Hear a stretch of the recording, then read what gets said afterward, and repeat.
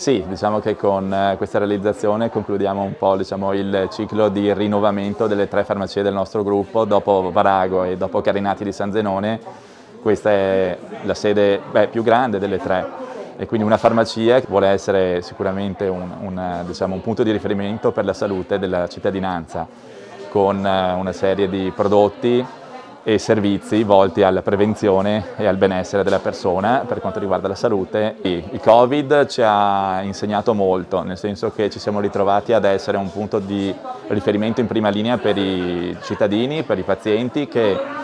non potevano spostarsi, quindi ci telefonavano, c'era una linea rovente al telefono per semplicemente informazioni, per possibilità di avere i farmaci a domicilio, quindi con consegne attivate a domicilio. Poi tutta la fase dell'attivazione servizio dei tamponi, quindi informazioni sulla possibilità di fare i tamponi in farmacia, cosa che abbiamo attivato, continueremo a fare. Ora, da poche settimane, anche la possibilità di prenotare le vaccinazioni per l'ASL per certe categorie, quindi sicuramente sempre di più un punto di riferimento a 360 gradi per quello che è la sanità per il cittadino. Gli spazi nuovi ci permetteranno sicuramente di ampliare quelli che sono già i servizi che facevamo nella vecchia sede, in particolare servizi legati alla prevenzione e al benessere della persona,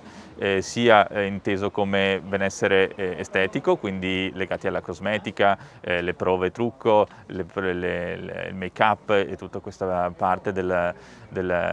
benessere della persona, e anche al benessere fisico e psichico, perché servizi come la BIA, quindi una misurazione della massa corporea, ci permette di far intraprendere ai nostri clienti dei percorsi alimentari da seguire che portano a un miglioramento dello stato sia fisico che mentale. Come ho detto, non è solo un presidio medico, ma è davvero un'attività a 360 gradi che cura il benessere delle persone e anche un centro di relazioni, perché qui è un punto di riferimento e lo abbiamo constatato soprattutto in questi ultimi mesi, in questi ultimi 13-14 mesi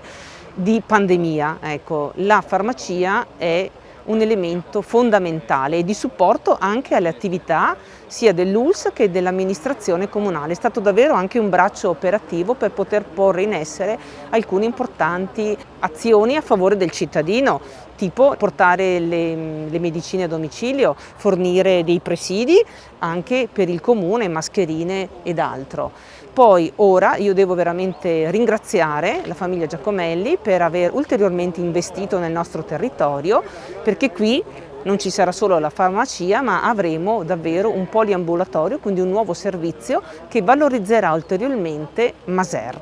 Oltre ad investire su queste nuove attività è stato fatto anche un'opera di riqualificazione urbana, perché qui avevamo degli edifici davvero in degrado e che non più decorosi, e l'investimento, e qui ringrazio la famiglia Basso per aver creduto, investito qui nel territorio e riqualificare un'area di questo centro storico che sicuramente diventerà un riferimento anche per i comuni limitrofi.